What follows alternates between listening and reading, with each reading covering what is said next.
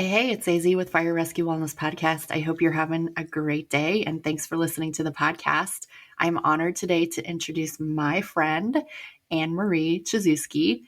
Dr. C is a kinesiology professor at the University of Chicago, and she specializes in psychophysiology with specific interest in firefighter and tactical athlete wellness.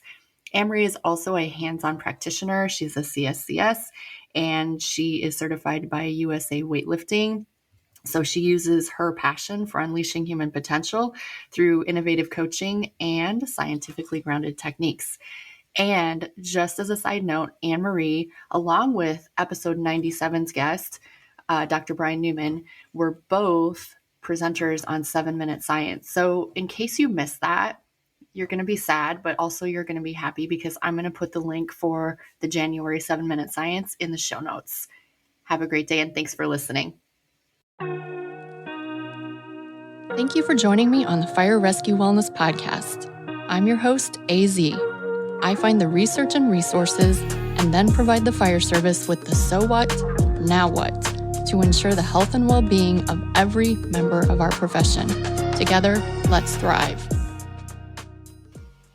Hello, listeners. It's AZ with the Fire Rescue Wellness Podcast, and today I am very excited for a conversation with a local friend. We're not in person, unfortunately, but Annmarie Chizewski, welcome to the show. Say hello.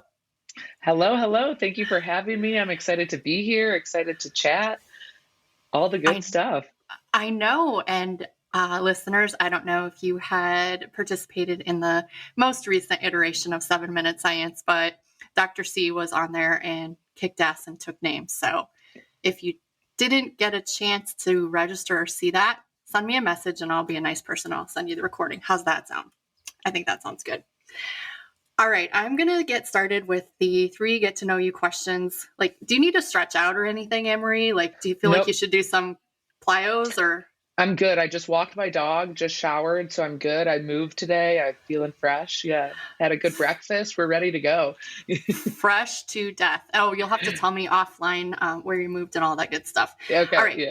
First things first. Who is Annmarie? Yeah. Annmarie is a college professor. She is a strength and conditioning coach.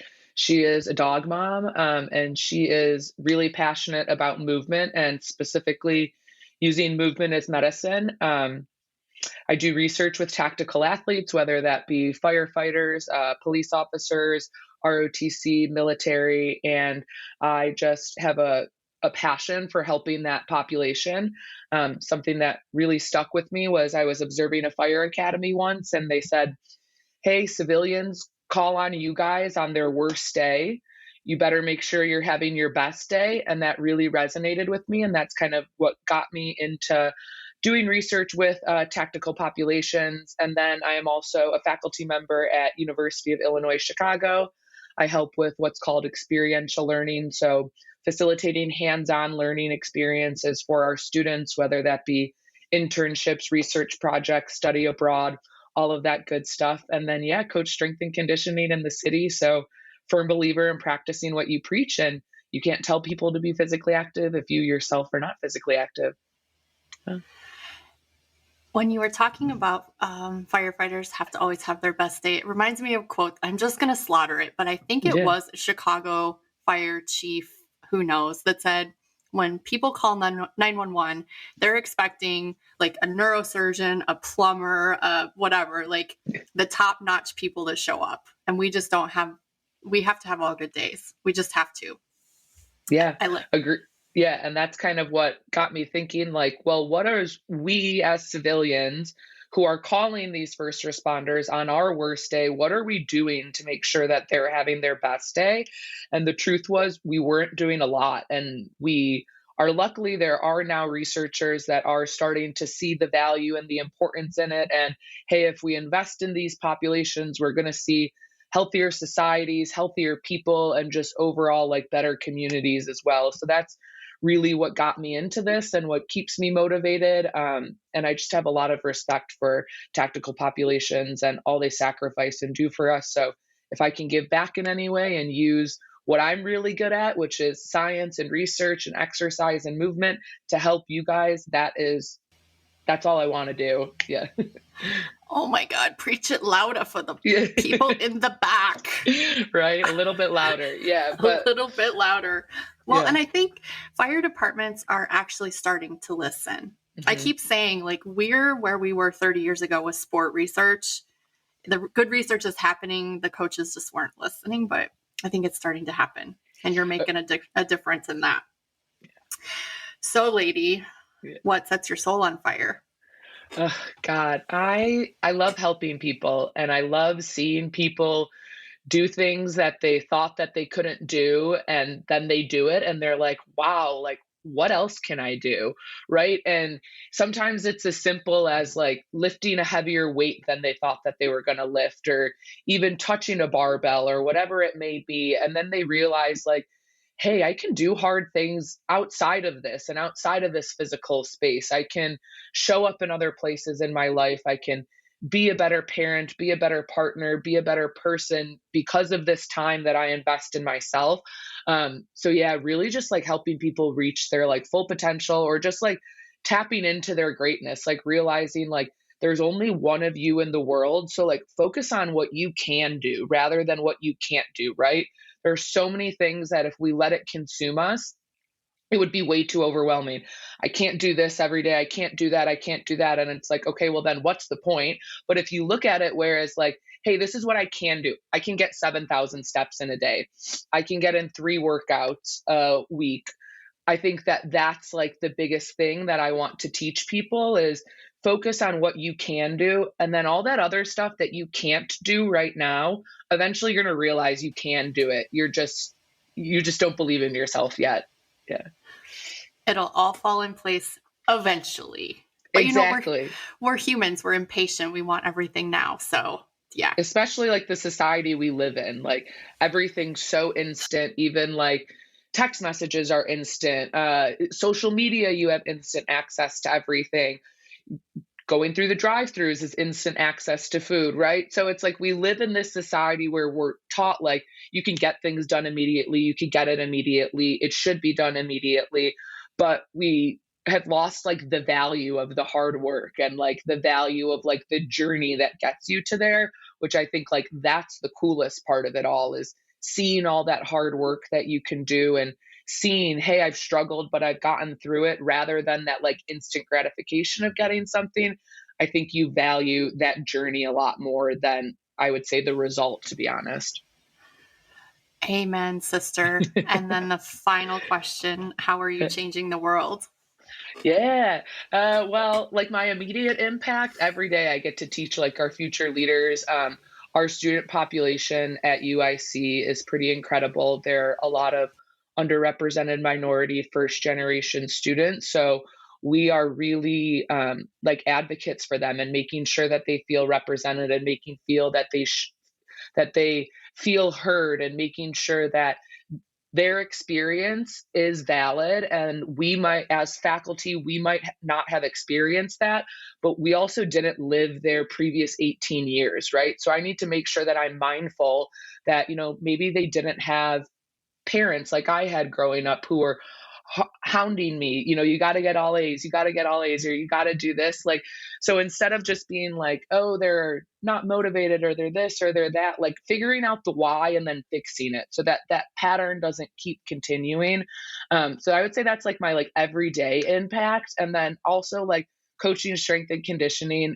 It's been like one of the most powerful things that I've done, is witnessing these people like step into the gym afraid of lifting weights, afraid of trying something new, afraid of getting uncomfortable, and then watching them like blossom into these athletes and into these people that believe they could do hard shit, and believe that they can be strong and be confident and be proud of themselves where they are. I love that. And then obviously like the research that I do, I just hope to touch as many people as I can, wherever that may be, in first responders, military, police. I hope like one day that this movement that like our community we believe in, right? We drink the Kool-Aid. I hope everyone starts drinking it. And I hope that like public policy eventually can change too. And we are dedicating resources to making sure that our first responders are taken care of and they're being set up for success, because their job is not easy, especially in like today's social climate and the world we live in. Yeah. You raise a really interesting point. I had the opportunity to present at the Oklahoma State NSCA clinic. It was 3 weeks ago now, and I met a few people there, but one of the people, we kind of have a continuing conversation going on. And he said, I just can't believe, like, you don't have a psychologist and you don't have a nutritionist and blah, blah, blah on staff. And I'm like, yeah. No, for the most part, no. Yeah. And I think people just don't know how poorly we're taken care of.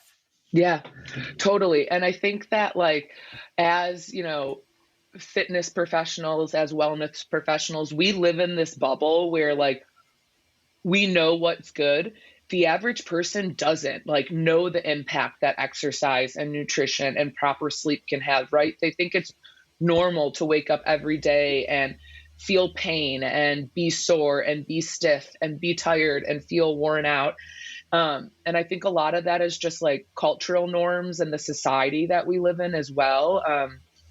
We value certain things that you're weird if you don't want to go out and drink on the weekends, or you're weird if you want to go to bed at 8 p.m. so you can be up at 5 a.m. to exercise, which is unfortunate. And again, we live in this bubble where, again, we drink the Kool-Aid, we believe in it, we know we need to take care of ourselves, but the average person doesn't. So I think making like the research that we do accessible and digestible, so like the 7 minutes of science, that's a great way to get our research out there, because sitting down and reading a 20-page research paper, even as a researcher, I don't like doing it.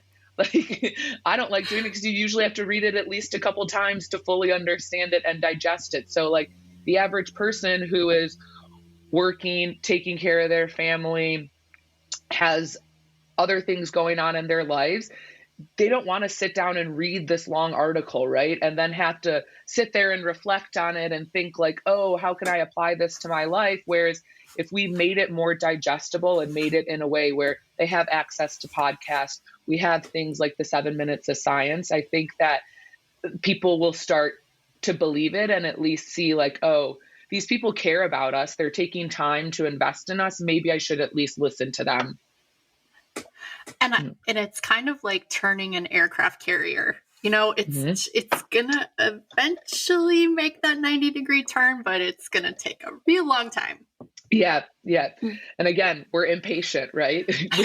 So I got to practice what I preach. I got to be more patient. But totally, even just like small strides, when just having guest lecturers come in, maybe you don't have the means to get a whole wellness initiative going on, but if you have someone who's coming to you and saying, hey, I want to share what I do, just be open to that idea. Because us as researchers, we're passionate about this, right? Like, we chose to do this. I could research a ton of other things. I could look at cancer. I could look at multiple sclerosis. I could look at a list of things, but this is something that I'm passionate about and I feel like I have a calling to do. So yeah, I'm just excited to keep spreading the good word. We got to stay on that for a second, because here's the problem.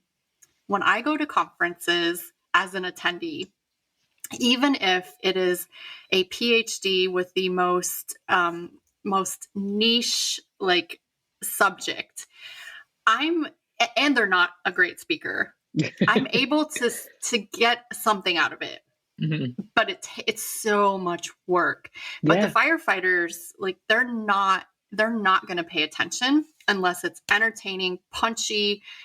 How do we get that message to the researchers? Because how I did it with 7 Minute Science is, listen, you get 7 minutes, I'm going to buzz you off. You have to be exciting. You have to be engaging, and no tiny charts, zero tiny charts. But how do we get that to the rest of the scientists?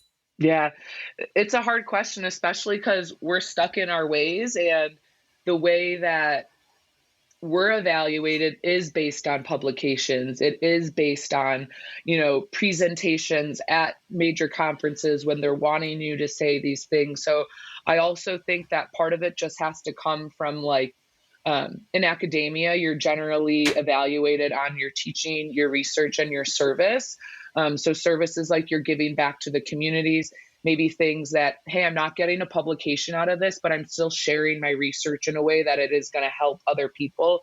So I think it just comes down to the researchers having that calling to help people, and not just getting grant funding and not just getting, millions of dollars to do X, Y, or Z, but actually going out and sharing it with the real subjects, right? Like with the people who are experiencing this. It'll take time. And I think that part of it also is like, I think social media is a great platform that can be used too. We're seeing more researchers utilize things like Instagram. Even LinkedIn is a great way for researchers to put their product out there and to make it in a way that is eye-catchy, that's short, that's quick, that's a quick post or a reel or whatever it is. And again, it's not our traditional way that we spread our research and spread our work, but I think if we want to help the people who are in the trenches, who are these real world individuals going through it, we have to meet them where they are and where they're going to get access to our work, essentially. And something that I learned is that you have to realize that your audience isn't your peers. So Yep. of course, if you're on LinkedIn trying to talk about your research and get collaborators, obviously your audience is your peers. But if you're trying to get your research to the end user, you have to speak to them differently. Yep. Right. Like imagine if you handed your typical firefighter a research paper and they got to the results section, they would be like, what are these Roman numerals? What are these symbols? Like, what is beta? What is X, Y, or Z, right?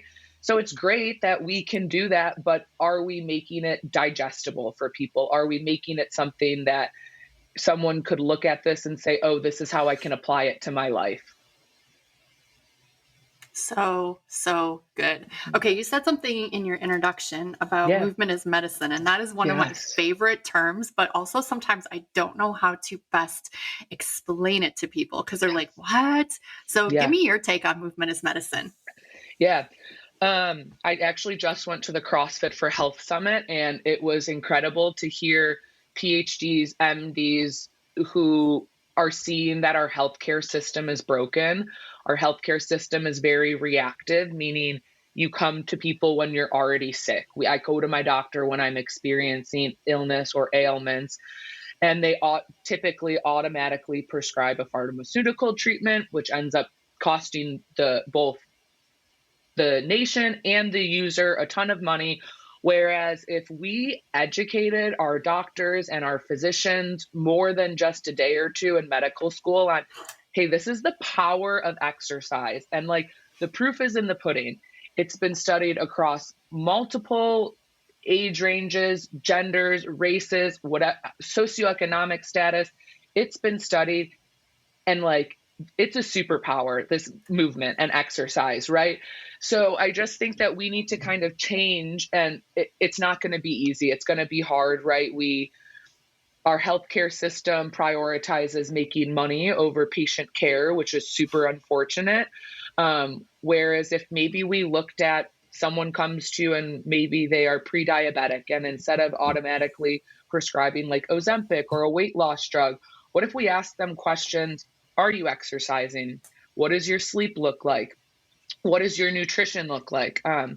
Me personally, I've battled anxiety my whole life. And until adulthood, I never knew that it was anxiety, right? I tried to do all the things that I could to manage it, to excel in school, to excel in academics, to make sure I didn't let anyone down, right? I put all this pressure on myself, and I didn't know that it was anxiety. Fast forward to, I'm in my career, and finally I'm like, whoa, like I'm doing all I can right now. And I still don't like how I'm feeling. So I went to my primary care doctor, and he's like, hey, I think you have anxiety. It's common in high achieving people. He's like, but I do want you to go talk to someone. The first person I talked to didn't ask me any of those questions. What's your diet like? What's your exercise patterns like? What's your sleep like? Didn't ask me anything. Just right away wanted to write me a prescription. And guess what? I wasn't compliant with it. I didn't like that therapist. I didn't like the approach she took. I felt like she didn't want to get to know me as a person or my lifestyle.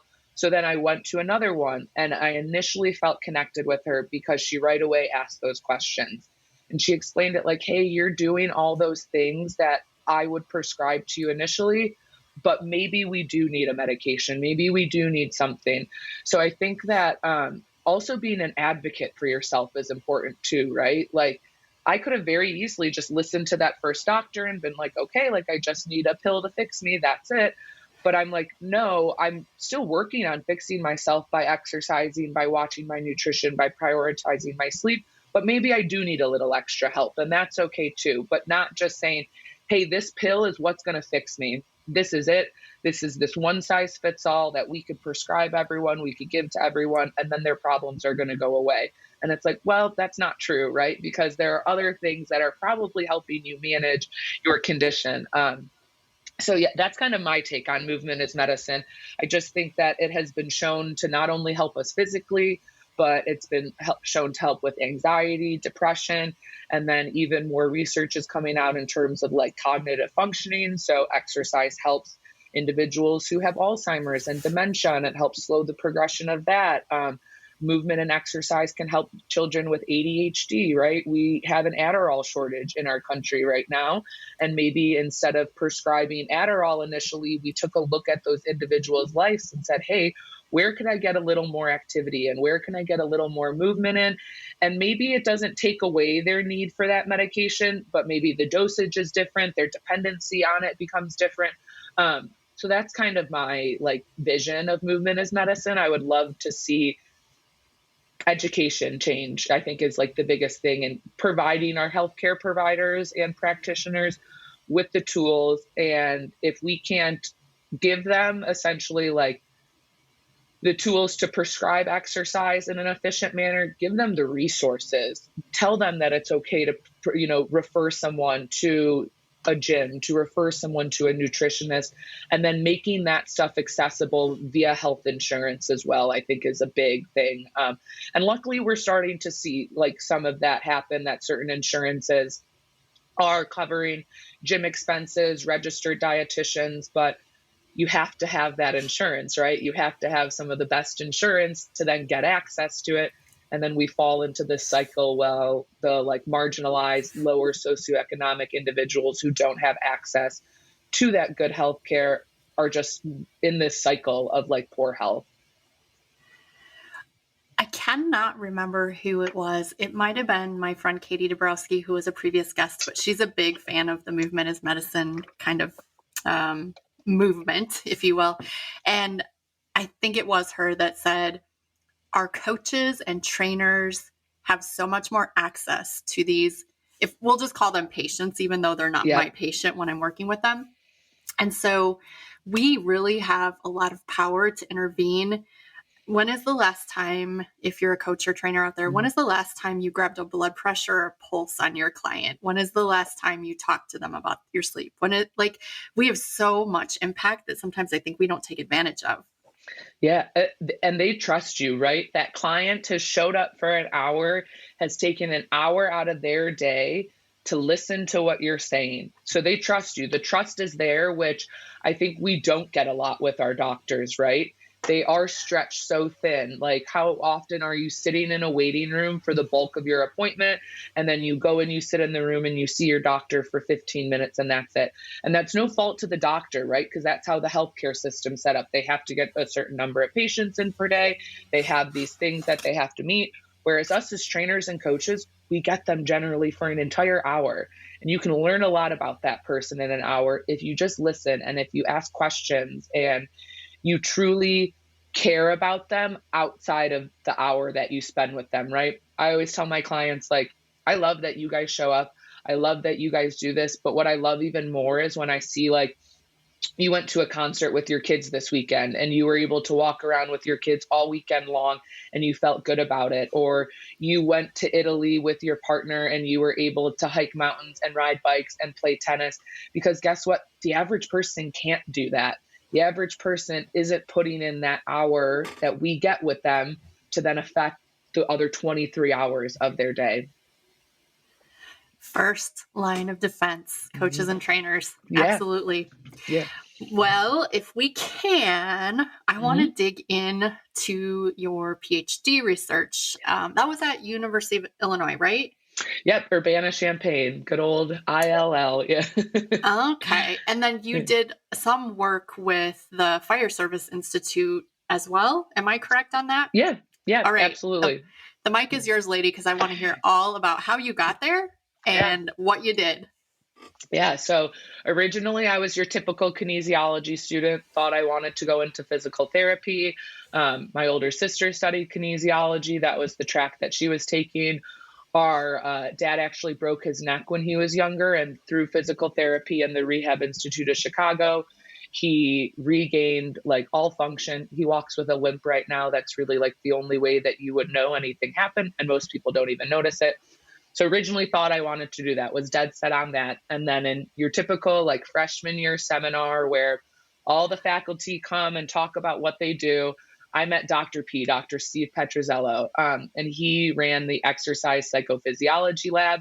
So he really talked about mind-body interactions while you exercise. I thought, hey, that's pretty cool. Like that's a way that I could help people with exercise and movement and not traditionally do physical therapy.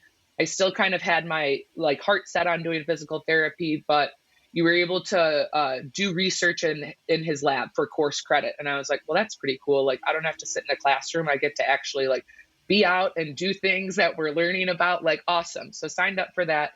And one of the most basic things that got me involved with the fire service was we went and at IFSI, so Illinois Fire Service Institute, we just helped them take their like baseline and post assessments in terms of their like height, weight, sit and reach, push ups, sit ups, very basic fitness testing. So I was there twice a semester taking those, got interested in that population, and then was working with a PhD student who was looking at cognition immediately following a live fire drill. So during their night burns, it was so cool. During their night burns, and Dr. P always says, it's not cool. This research is hot. So, because it's the fire. Yeah. Such a Yeah. bad fire joke. Yeah. Corny dad joke for sure. But Dr. P is awesome. So, what we did with that was they went through their night burn. So they went through about 1 or 2 tanks of oxygen. So they were in the fire for roughly 30 to 60 minutes, depending on how fast they went through their tanks. And then immediately following the fires. So we let them like grab a water bottle. That's it. We put them on a golf cart and we brought them to the computer lab on the IFSI campus. And we had them working on cognitive functioning tests. So things like attention, reaction time, working memory. They kept all their gear on. They were allowed to take their SCBA equipment off. They were allowed to take their gloves off. We asked them to keep their hoods on. We asked them to try to keep their jacket zipped up, to try to keep it as close to as hot as they were and as hard as they were working. So that was, I was probably a junior and a senior at that point. And that's when I started to realize like, hey, there is this mismatch between the physical demands of firefighting and the firefighters that are going into this career. We had people who were puking in their masks, who couldn't make it through, 10 minutes of this cognitive functioning test without having to go to a garbage can or without being really overwhelmed with how they felt. And I was like, man, like, how are they signing up for this job, right? And what are we doing to make sure that they're not only like physically fit, but fit for duty, right? Like we're equipping them with movements, we're equipping them with everything they need to perform this job well. So during my PhD, I worked directly with the Illinois Fire Service Institute, and I said, hey, I would love to kind of redo this PT program that you have. So there's a 7-week academy in the fall, and then in the spring, they are there Monday through Friday.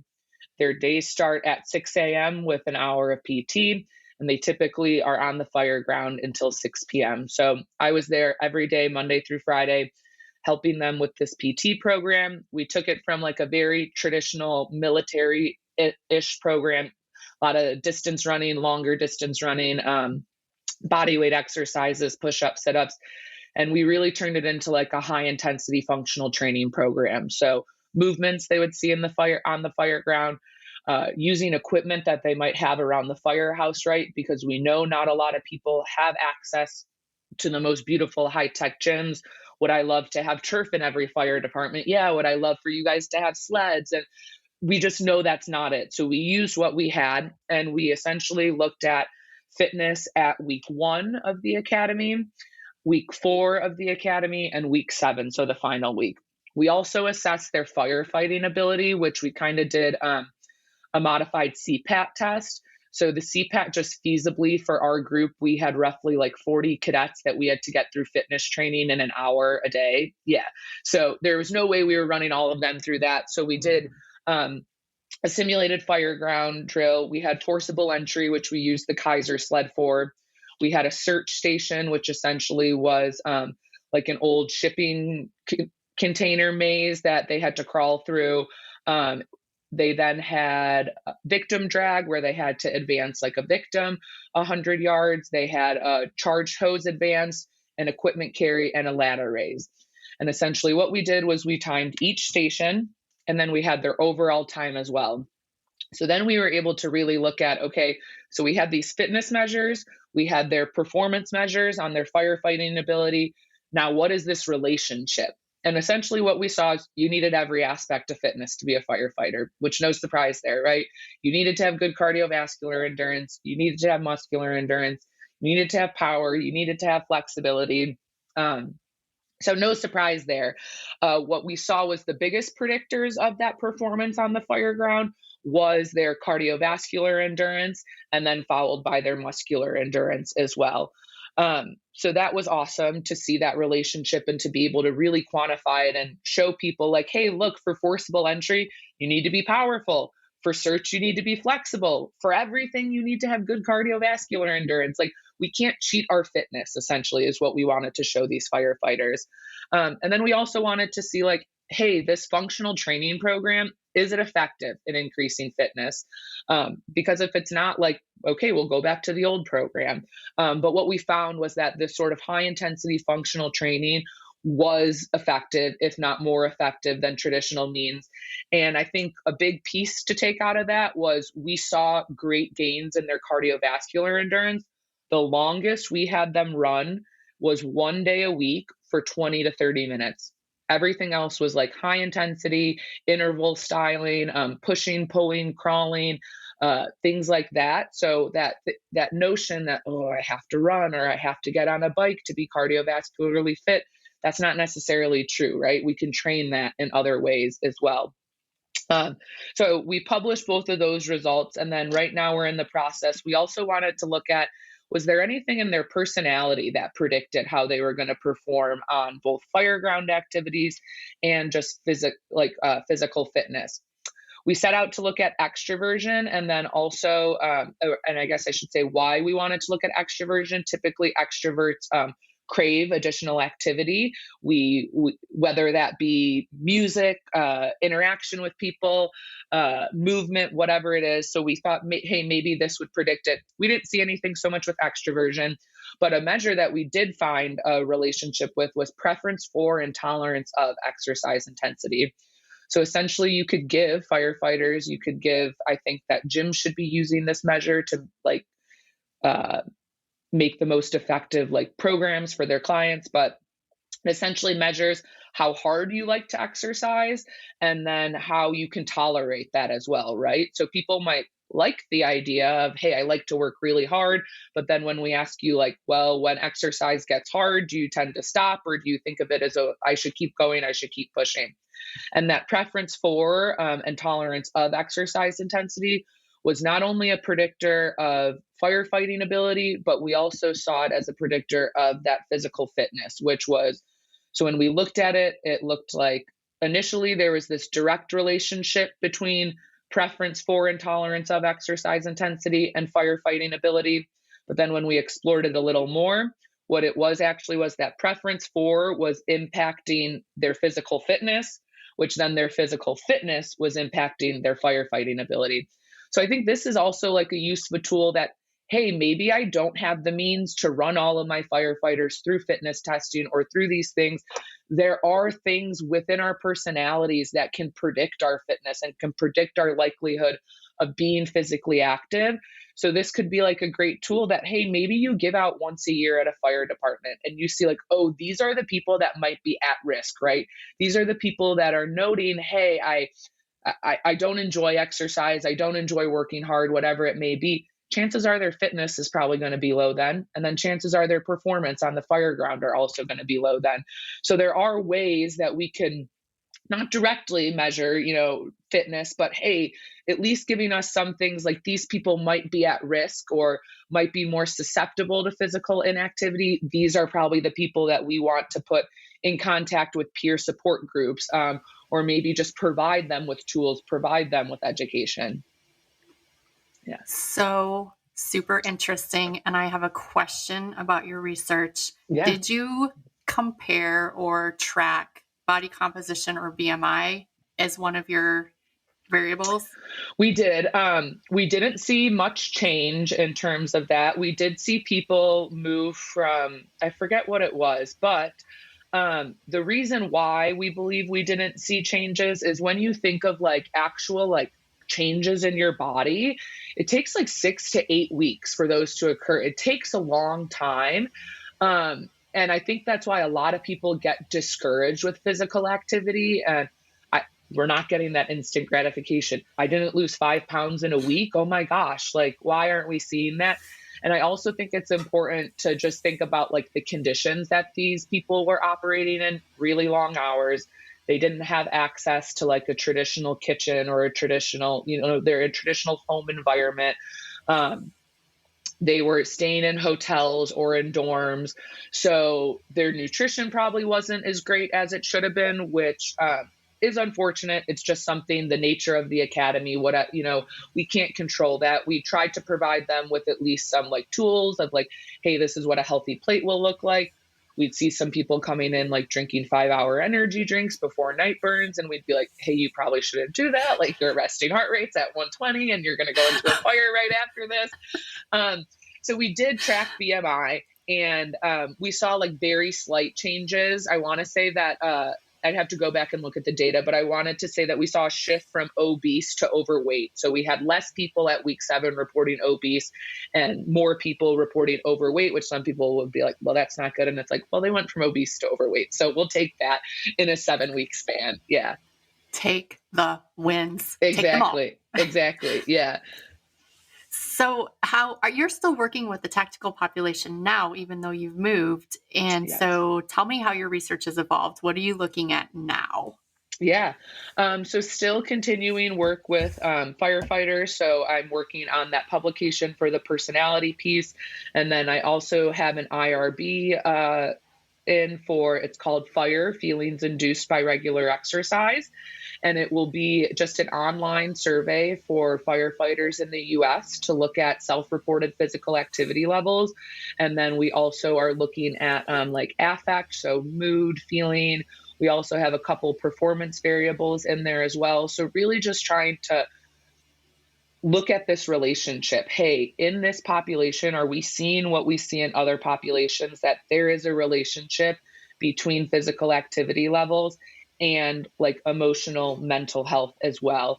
And I think that's really important in this population, given what you guys see and given the high stakes environment that you guys operate in as well. Outside of that, I've been working with our school's ROTC program. So that has been so rewarding. We have a Master's of Performance and Sport and Exercise Psychology at UIC. And they have been working with our ROTC program, facilitating like mental skills training workshops. So we work with the year 3 cadets who, after their year 3, they go to a summer training academy, which is basically 35 days of like, they then get their their recommendations for where they would go after graduation. So it's a really high stakes environment. So we provide them tools and workshops on things like arousal control, adaptability, communication, really these skills that we think would be beneficial in those high stakes environments. And then we've also started helping them with their PT program as well. So helping facilitate sessions where we're taking these psychological skills that they learned in the classroom and we're trying to put it in.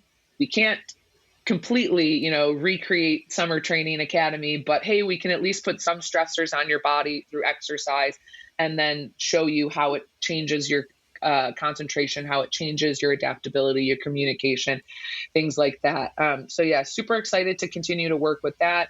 We also have a potential to work with our conservation police officers in the state of Illinois, which we're really excited about, a new partnership that's developing and blossoming. So lots of opportunities and lots of ways to just take what I have been doing and just continue to spread it to this population that I think often gets neglected and overlooked, right? They're our heroes. Why do we need to take care of them? They're saving us. We shouldn't be saving them. And it's like, that's the wrong approach to take, right? Like that is the wrong approach to take. We need to prioritize these people so that when we need help, they really can help us.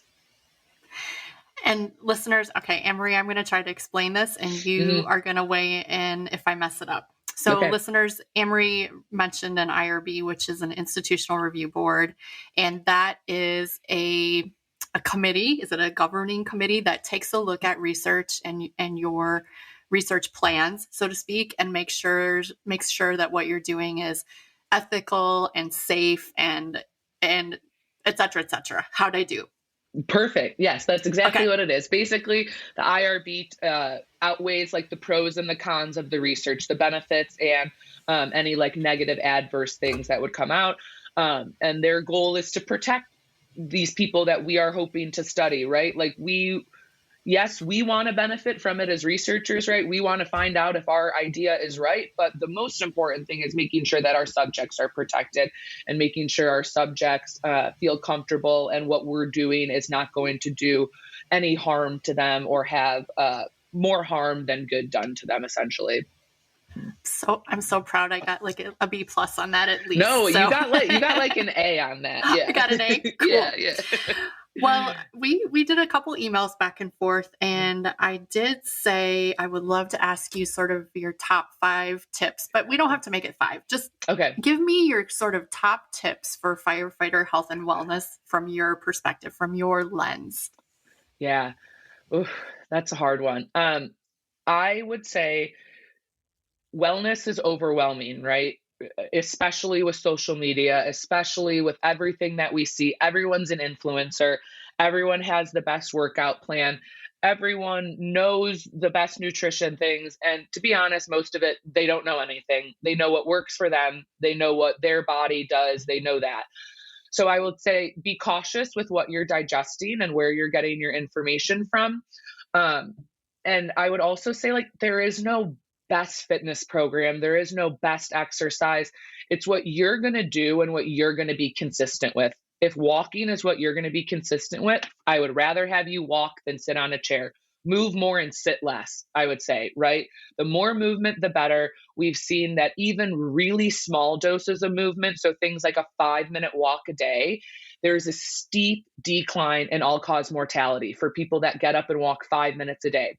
So initially it could be overwhelming. God, I got to get 10,000 steps in a day, or I have to get 150 minutes of moderate intensity physical activity a day or a week. How am I going to get that in? Ignore that and ignore what you can do right here and right now, whatever that is. Maybe that's removing, I drink 3 cans of soda a day. Maybe I can bring it down to 1 can of soda instead of saying, I'm going to cut out soda completely. Those like drastic all or nothings, they set us up for failure. They're not sustainable.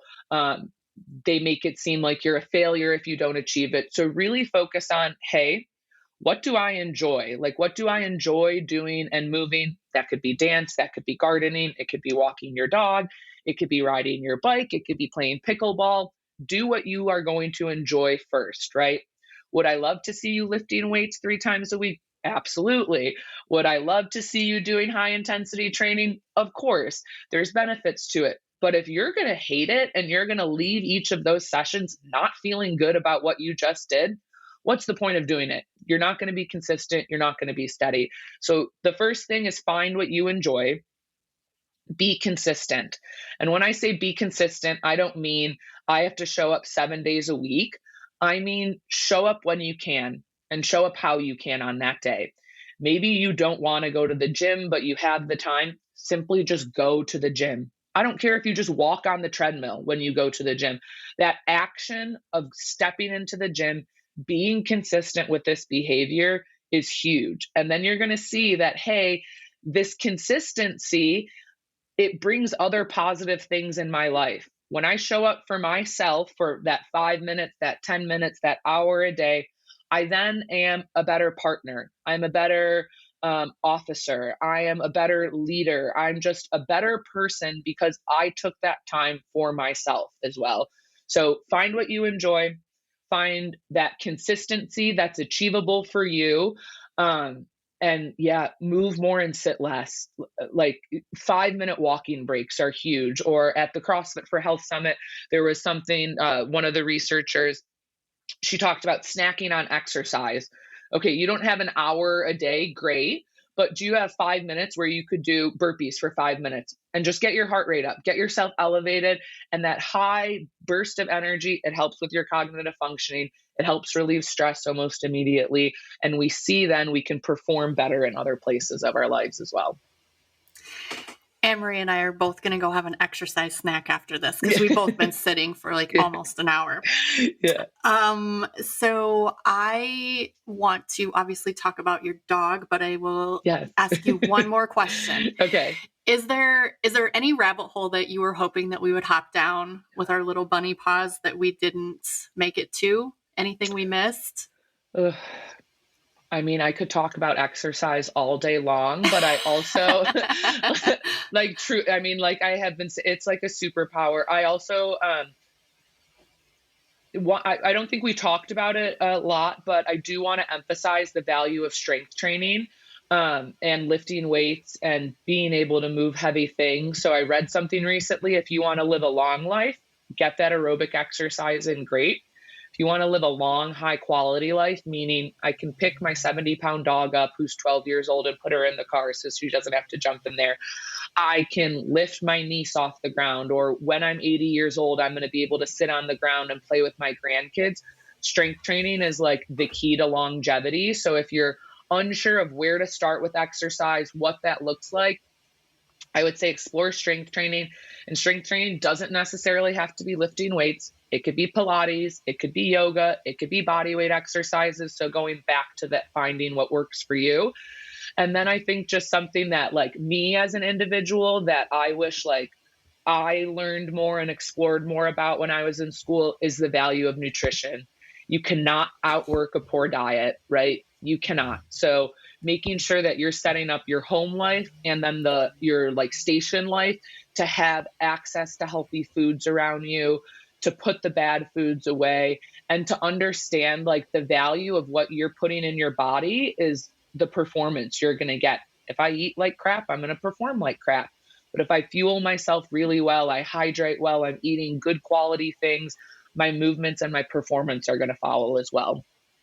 Yeah. So I think a lot of people focus on exercise, which I'm not saying that I love exercise, right? That's my profession. But even as a kinesiologist, I'm going to argue that good sleep and good sleep hygiene and good nutrition are probably as important, if not more important, than getting that physical activity in. Oh my God, drop the mic. But wait, I have something else to say. Yes. I think that muscle is our best insurance policy. Yes. And we need it all. Just like you said, we need it all. Mm-hmm. We need the cardiovascular health. We need strength or resistance training. We need sleep. We need diet. But yeah, muscle is your insurance policy. At the CrossFit for Health Summit, Dr. Gabrielle Lyons, she focuses on love her. Yes, she focuses on muscle-centric medicine. So meaning people are saying, hey, we have this obesity epidemic on our hands, and we do. I'm not saying that we don't, but she is arguing that, hey, maybe it's actually lack of muscle that is the problem that is causing all these health issues. And I'm a perfect example of that. If you were to take my height and weight, I would be considered overweight, maybe borderline obese. But if you look at my health metrics, I can run a marathon. I can deadlift 300 pounds. Damn, girl. I have done a half Ironman. My blood work is great. My blood pressure is great. But again, if we're just focusing on that metric of BMI, I would be adding to this epidemic that we have on our hands, right? So again, kind of shifting what we're thinking of and learning the value of being strong and learning the value that muscle is going to protect us against a lot of things, whether it be cardiovascular disease, hypertension, diabetes, injuries as well, right? Like, how often do we see older populations suffer from a fall and then that they're in the hospital and they never come out? Yep. Right. Because falling as an elderly person is a death sentence. It is. It is. I've seen it with both of my grandmas happen. They fall, they go in the hospital and they never come out. Both of my grandmas were pretty inactive, right? They had to use a walker. They had to use this. Whereas I think if they were a little bit stronger, maybe the outcome would have been better. So I think, focusing on muscle and learning the value of strength. It's cool to be strong these days, right? Like, one trip for your groceries. Who wants to ask someone for help? Or I see people on planes. They can't even put their overhead bag in there. I have a story about that. Yeah. And I'm like, oh, that must suck to live like that, right? Like, that must suck that I can't carry my groceries up the stairs because I don't have that strength, or I can't lift my dog into the car because I'm going to hurt my back because I'm not strong enough. Yeah. I just went to the Society for Neurosports. I'm sorry, it's the Sport Neuroscience Conference. They changed the name. And I was in the front row, sitting by a dog, by the way. But I went to get my suitcase out of the overhead compartment. It was a bit behind me. And all of a sudden, somebody's like pawing at me. And this guy was trying to, quote unquote, help me. And he almost made me lose my suitcase. And I turned to him. I just said, do I look like I need help? Yeah, right? Do I look like I need help? Like, I'm not some frail person. Yeah. Oh, wow. Yeah.